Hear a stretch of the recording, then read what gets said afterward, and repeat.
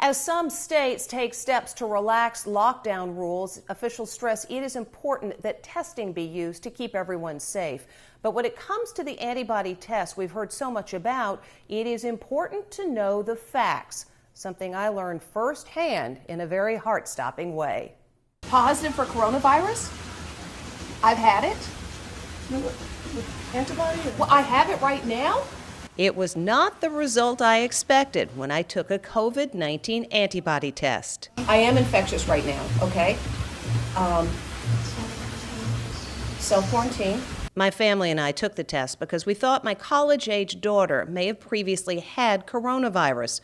She became ill after attending Mardi Gras in New Orleans, which is now a COVID-19 hotspot. The antibody test consists of drawing a small amount of blood. Sure enough, my daughter's test came back positive for the antibody, which means she had the coronavirus before. But I was told my test showed I had the virus right then. This is my daughter's sample, and this is mine. The middle line is the virus itself. That's you, so that's positive. Those results had me wiping down everything with alcohol and self-quarantined in the guest room, where I later got on the phone with my primary care doctor. She was highly skeptical of my positive result and suggested I try to get a nasal swab test. I'm going to get a nasal swab, which my physician says is the only way to determine if one has active coronavirus. They came right to my car window to administer the test. Oh, okay. No, you're done. Right. That's it. It's a swab. Wow. For 2.5 days, I was on pins and needles. Thank goodness the nasal swab came back negative. I did not have active COVID-19. In fact, the FDA specifically says it is not aware of an antibody test that has been validated for diagnosis of the active virus. Another important point, there are only 4 FDA-approved tests for detecting antibodies, and mine was not one of them.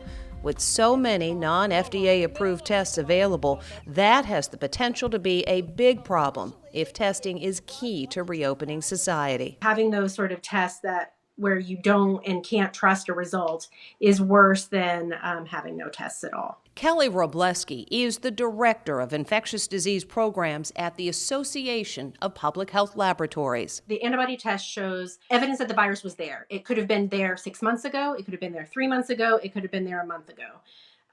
It doesn't indicate active disease. Dr. Anthony Fauci, the country's top medical expert on coronavirus pandemic, says even if you do have the antibodies, that doesn't necessarily mean you're immune. There's an assumption, a reasonable assumption, that when you have an antibody that you are protected against reinfection.